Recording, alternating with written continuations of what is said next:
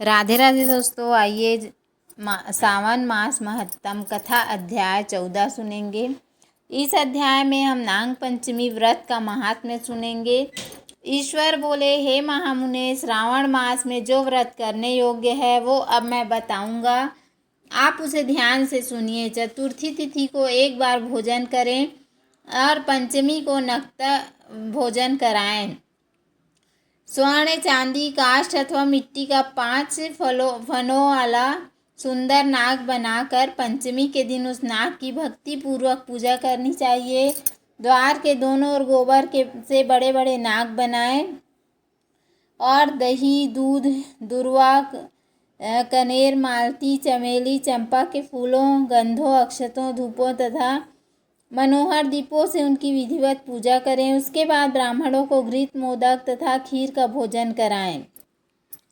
इसके बाद अनंत, वासुकी, शेष, पद्मनाभ, कंबल, करकोटक, अश्व, आठवा, धृतराष्ट्र, शंखपाल, काली तथा तक्षक, इन सब नाग कुल के अधिपतियों को तथा इनकी माता कद्रु को भी हल्दी और चंदन से दीवार पर लिखकर फूलों आदि से इनकी पूजा करें।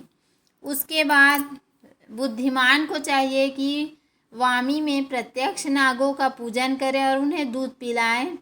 घृत अथवा शर्करा मिश्रित पर्याप्त दूध उन्हें अर्पित करें। उस दिन व्यक्ति लोहे के पात्र में पूड़ी न बनाए। नैवेद्य के लिए गोधूम पायस भक्ति पूर्वक अर्पण करें। भुने हुए चने, धान का लावा और तथा जौ सर्पों को अर्पित करना चाहिए और स्वयं भी उन्हें ग्रहण करना चाहिए।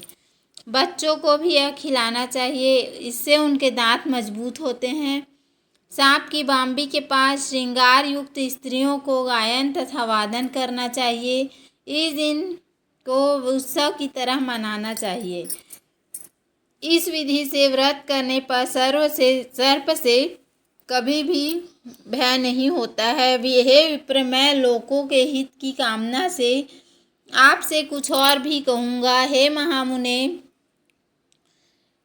इसकी निवृत्ति के लिए पूर्वोक्त हे महामुने आप उसे सुनिए। हे वत्स, नाग के द्वारा डसा गया मनुष्य के मरने के बाद अधोगति को प्राप्त होता है और अधोगति में पहुंचकर वह तामसी सर्प होता है।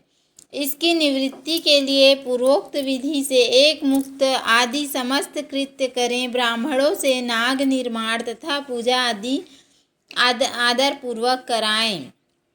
इस प्रकार 12 मासों में प्रत्येक मास में शुक्ल पक्ष की पंचमी तिथि को इस व्रत का अनुष्ठान करें और वर्ष के पूरा होने पर नागों के निमित्त ब्राह्मणों तथा सन्यासियों को भोजन कराएं। किसी पुराण जात ब्राह्मण को रत्न जड़ित स्वर्णमय नाग और सभी उपसंस्कारों से युक्त तथा बछड़े सहित गौ प्रदान करें।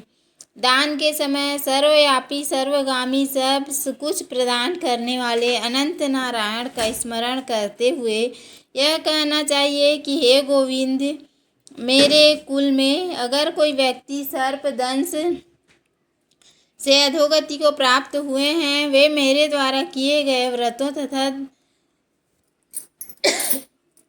क्षमा करें किए गए व्रत तथा दान से मुक्त हो जाएं। ऐसा उच्चारण करके अक्षत युक्त तथा श्वेत चंदन मिश्रित जल वासुदेव के समक्ष भक्ति पूर्वक जल में छोड़ दें।